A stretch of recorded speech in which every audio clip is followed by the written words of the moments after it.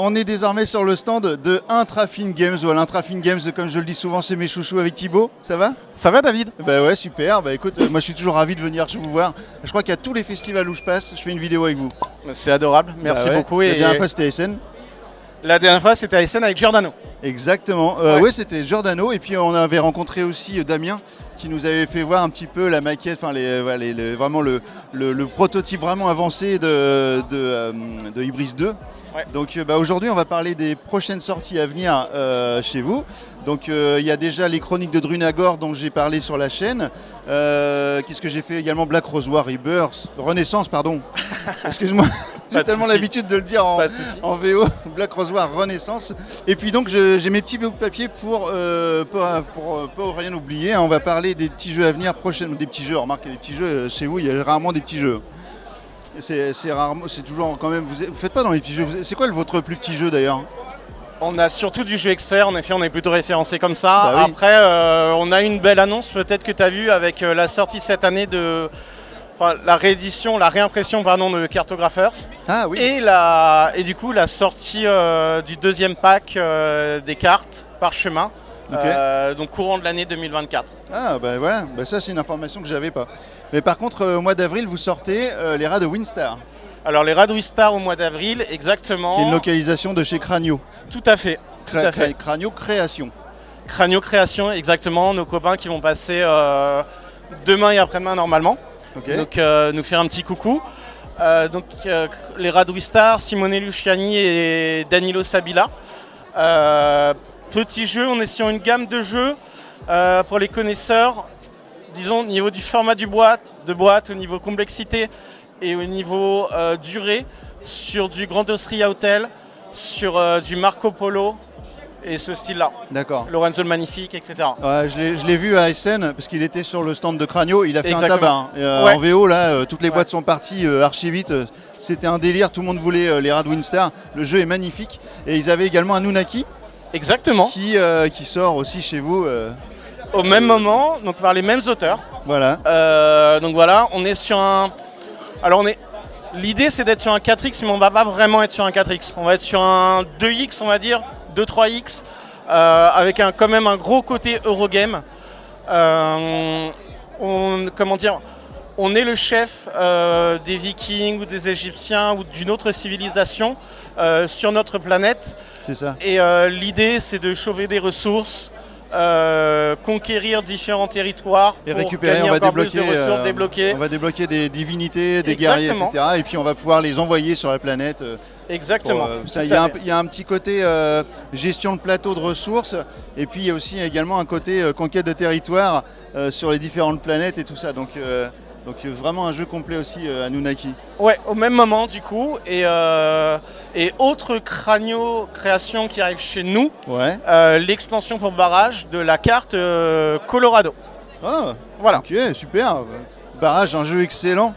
Excellent que j'ai vu ici à Cannes il y a 2 ans je crois, ou 3 ans, je sais plus. Ouais. Et du coup c'est vraiment excellent. 2019 de mémoire. Ouais, un truc comme ça. Et là vous avez aussi Évacuation. Évacuation, le dernier jeu de Vladimir Sushi qui est sorti à Essen, qui arrive du coup courant avril-mai. On est dans l'espace. L'idée c'est que on doit quitter une planète et arriver et terraformer une nouvelle planète avec nos astronautes, avec nos habitants, avec nos usines et autres. Donc voilà, il y a un twist qui est assez sympa parce que on doit gérer à la fois le plateau et la production de l'ancienne planète et en même temps de la nouvelle planète. Donc il est très calculatoire à ce niveau-là. D'accord. Et il était sélectionné, je crois, pour le Diamant d'Or, non? Exactement. On était très contents. Avec Nucleum. Il a fini 4e, donc on était très très contents. Et Nucleum qui a fini 2e. Voilà, on aurait préféré la première place, mais 2e, on trouve que c'est déjà une superbe place. Bah ouais, carrément. Il y a Starship Interstellar aussi. Vous avez mais en fait, quand on regarde là, les documents, je vous jure les gars, si vous aimez, je dis les gars, les amis, parce qu'il y a des gars, des filles, il y a tout ce qu'on veut. Si vous aimez les jeux experts, là, vous allez être servi, mais de ouf, quoi. Enfin, franchement, merci, c'est incroyable. On essaye. Bah ouais. Starship Interstellar, beau jeu de chez Pendragon Games, des autres éditeurs italiens. On est sur une forme de jeu qui va, un peu de pick-up and delivery. On est sur un Eurogame. En termes de difficulté, on va pas être sur du nucléum ou sur du évacuation. On sera un petit peu plus light, même si le plateau, il y a beaucoup de choses. Il y a beaucoup de pistes à droite, à gauche. Mais l'idée, c'est le soleil grossit et risque de détruire la Terre. Donc avant que ça arrive, il va falloir construire un vaisseau pour pouvoir se barrer et du coup aller chercher une nouvelle planète. Donc on va aller chercher des nouvelles ressources sur de nouvelles planètes, Mars, Mercure, etc., qu'on va exploiter, les récupérer, ramener sur la Terre pour pouvoir cryogéniser. Voilà. Exactement. Bah, attends, je peux l'aider aussi un petit peu parce que depuis tout à l'heure tu parles et en fait, au fur et à mesure que tu parles, je me demande mais comment tu fais pour retenir tout ça? Parce que entre les règles des jeux qui sont quand même bien chargés, bien fournis, et puis tous les pitchs comme ça que tu peux faire, bravo, c'est un talent. C'est pas un talent, c'est une passion. Ouais, c'est une passion, ouais, mais moi tu vois, même si je joue souvent à ce genre de jeu et que j'adore ça, une fois que je suis plus dedans, c'est fini quoi, je me rappelle plus de rien. Et je regarde même mes propres vidéos, tu vois, pour me rappeler des règles, alors tu vois, pour tenir. Est-ce que tu te plais? Si je me plais? Est-ce que tu likes tes vidéos? Non. Mais, toi, oui, tu fais. Oui, alors c'est ma Catwoman qui dit qu'elle like les vidéos. Ah, sympa la Catwoman. Non, quand même. Déjà, mais en fait, je m'aime. Quand je me regarde, je m'aime. C'est de la blague. Du coup, ça sort en avril. Exactement. Ouais. C'est un lien avec le film ou pas? Il n'y avait pas un film Interstellar ou... Non, ça n'a pas vraiment de lien. Pas de lien. Donc on a aussi Pampero, alors ça on vous en a déjà parlé. Oui. Ça sort courant 2024, il n'y a pas de date précise. Normalement on reste sur le mois de mai. Et puis j'ai vu qu'il y avait également une campagne de réimpression de Urban Rangers. Oui. Je sais pas, vous êtes en rupture aussi vous de... Alors la campagne était exclusivement en anglais. Ah d'accord. Voilà. Du coup, nous on n'est pas forcément dans la campagne, mais on se greffe à eux, notamment pour les extensions Héritage des Ancêtres, qui sera à apparaître plutôt début d'année 2025. D'accord, ok, voilà. Là on aura le temps de se retrouver pour en reparler. Et puis tu m'as dit aussi, tu voulais ajouter un petit truc sur Spirit Island? Oui, Spirit Island du coup, qui arrive. Donc là on est sur le fiche de Cannes, donc tout début mars, normalement semaine prochaine ou semaine d'après dans les boutiques. Réimpression donc, de Spirit Island, c'est la V4 avec les extensions Terre fracturée et de branches et de griffes. Ok, voilà. Alors en parlant d'extension, voilà, j'allais l'oublier et effectivement tu me le montres, mais j'allais l'oublier, mais je l'ai vu, attends. Ah, hop, ici on a l'extension de Nucleum. Voilà. Oui, l'Australie. Australie. Alors qu'est-ce que ça va nous apporter tout ça? Alors l'Australie va nous apporter une nouvelle map. Donc voilà, pour ceux qui ont déjà beaucoup joué au jeu de base, même s'il est sorti il n'y a pas si longtemps que ça. Une nouvelle mécanique avec des mines qu'on va récupérer ce coup-ci et des bateaux qui vont nous permettre de voyager un petit peu plus loin au niveau de la map et du coup de transporter des ressources entre les différents territoires. Super, donc on a un nouveau plateau de jeu avec des add-ons en plus de transport, etc. Exactement. Voilà, donc ça c'est sorti, ça c'est dispo? Ça arrive à la fin du mois de mars. Fin du mois de mars, et il y en a une déjà ici, messieurs dames.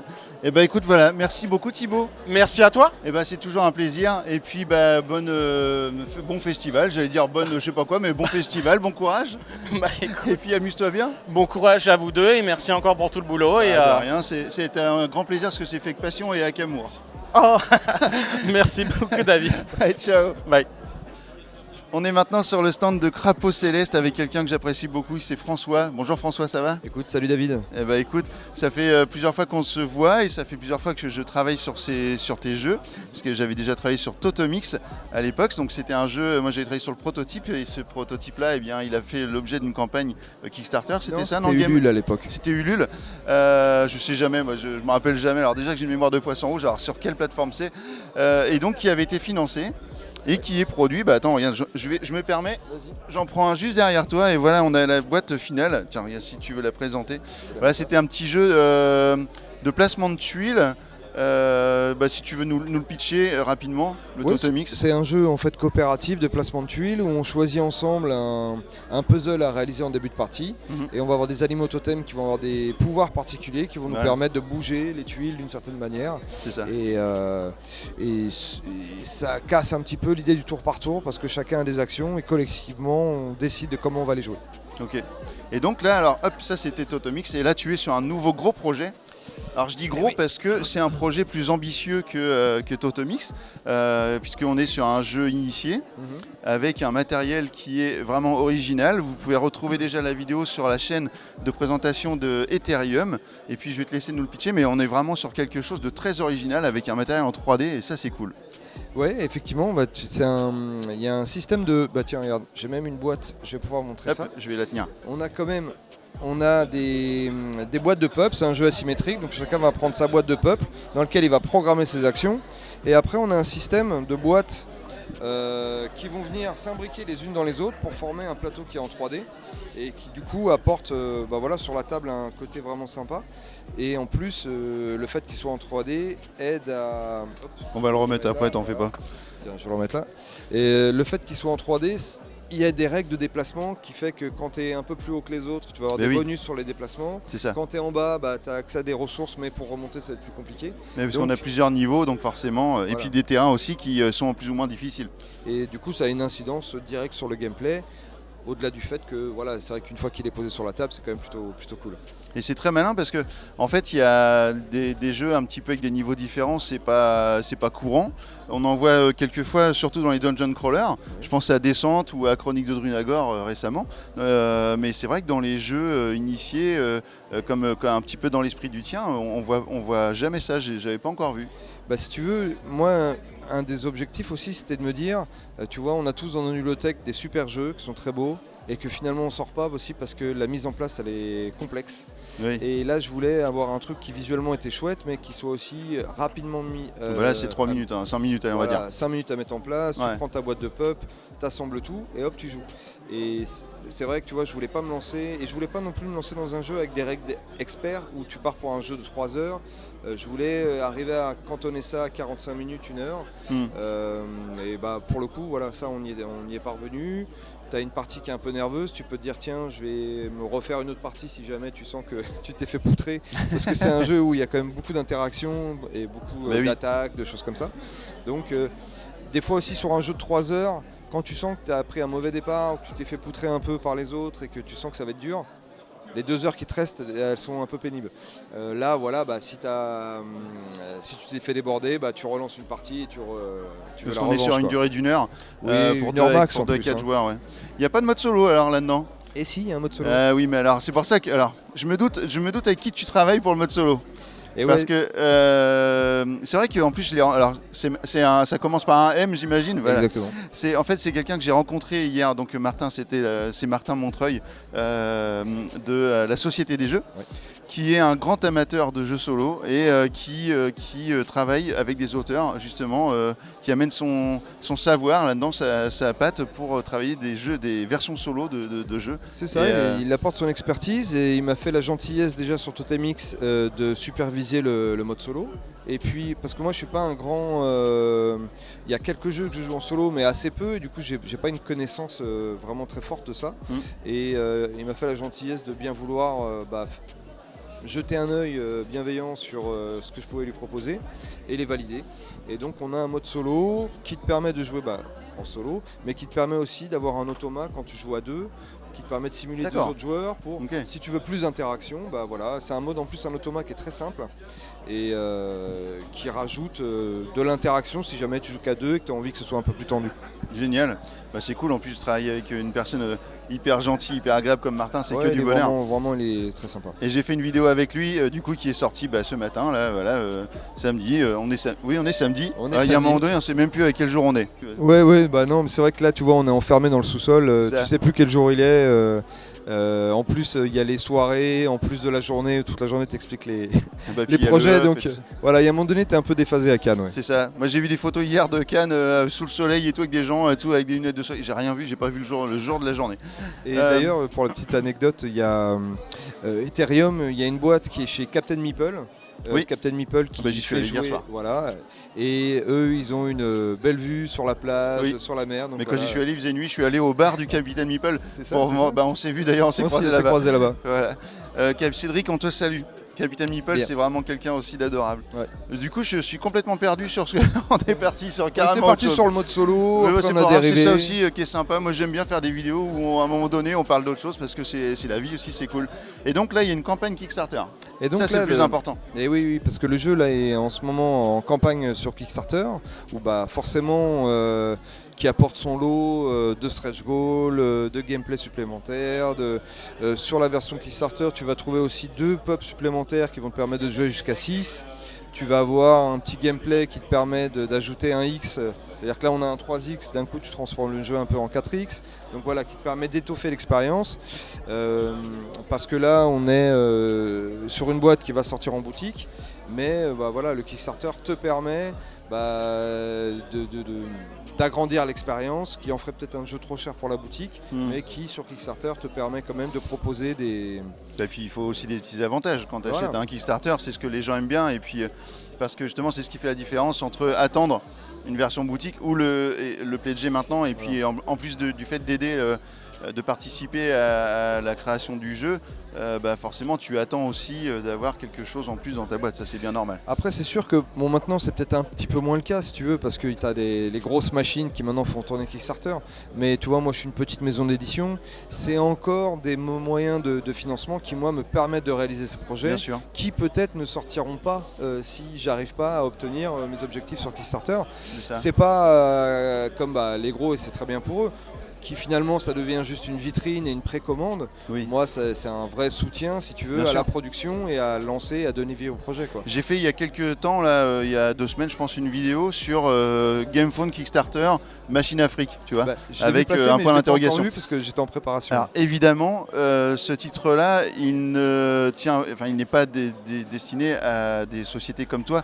C'est évidemment, je sais pertinemment que c'est pas une Machine Afrique pour toi, et si ça pouvait l'être, tout le monde le ferait. Là j'en suis bien loin, Voilà. et pour le moment tu vois, ça fait 3 ans que moi j'ai monté la maison d'édition. Pour le moment, tu vois, en toute transparence, il n'y a aucun salaire encore qui arrive à se dégager. Tout ça, Oui, non, mais on est d'accord. c'est une industrie qui est quand même précaire. Et d'ailleurs, c'est des années qui sont un peu dures, je crois, pour l'ensemble de la sphère un peu ludique. Et du coup, voilà, c'est une vraie aventure, quoi, de se lancer. Mais en fait, il y a là-dedans. beaucoup de choses aussi. Il y a tellement de contenu qui arrive sur Kickstarter, etc. J'ai plus les chiffres en tête, mais d'ailleurs, le jeu de société est le plus haut pourcentage de financement sur Kickstarter. Hein. C'est vraiment, ok, d'accord. c'est devenu un truc, je sais plus combien c'est, mais c'est vraiment le plus haut ouais, parmi tout ce qui savais peut pas, être ouais. proposé sur Kickstarter. Donc, écoute, voilà. Donc alors, normalement, la campagne devait se terminer en 3 jours, parce qu'on est samedi. C'est ça. Donc, alors, si on doit la faire à la On Joue Tu, si vous la regardez demain, elle se finira dans 2 jours, etc. Bon, enfin bref, je sais pas, tu connais On Joue Tu ? Oui, tout le à fait. podcast oui. de On Joue Oui, Tu, ouais, oui. il y a Ben qui fait souvent ce genre de choses, il le fait très bien, moi je le fais très mal. Mais tu as rallongé la campagne. En Tu fait, as oui. fait une demande auprès de Kickstarter pour allonger la campagne. J'ai fait une demande pour la rallonger parce qu'en fait, là, les tables, les gens ne les verront pas, mais elles désemplissent pas. Les gens sont Et contents c'est de vrai, leur vous ne les voyez expérience. pas là, mais tout est plein. Et disent ah oui, mais là, du coup, d'ici 2 jours, parce que la campagne est censée se terminer normalement dans 2 jours, ça va être un peu court. Donc, on a demandé à rallonger pour profiter un peu plus de l'effet de Cannes. Bah oui. Et donc, ça a été accepté. Donc là, on a repoussé d'une semaine, ouais. Ok, c'est super. Écoute, j'espère vraiment que ça va marcher. Tu as un autre proto qui est là, qui s'appelle Mécanimal.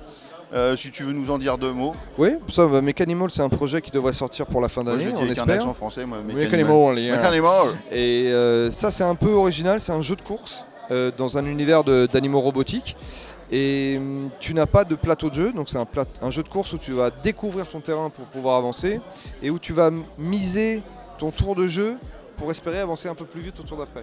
Donc il y a une mécanique un peu spéciale où tu acceptes de perdre du temps pour essayer d'avancer plus vite. Ok, donc j'imagine que le succès d'Ethereum va, Et oui, malheureusement, va donner comme la je te dis, destinée à Mécanimal. vu que je suis encore un peu petit, le destin. destin... Tu que ça, t'es 1m80, non? Ouais. Comme ça. Mais du coup, tout est un peu conditionné, effectivement. Chaque projet aide à financer le suivant, etc. Donc, Ouais. c'est vrai que là, on est un peu on est à fond sur Ethereum pour que ça puisse porter plus facilement les autres, quoi. Bah écoute, je te souhaite tout le bonheur et tout le succès possible avec Ethereum. Et puis pour Crapaud Céleste, parce que tu le mérites, parce que c'est du boulot de dingue. Et voilà quoi, je te souhaite que du bon. Et puis on va continuer la visite du salon. Et puis je te remercie en tous les cas, parce que tu vois, nous on a commencé à échanger il y a 2 ans, puis ça s'inscrit dans le temps. Du coup c'est très agréable d'avoir une espèce de partenariat comme ça. Ouais, c'est normal, moi j'aime bien, je suis content. Voilà. Cool. Bah écoute, merci à tous pour soutenir le projet Kickstarter de François. Et puis on continue. Allez, ciao.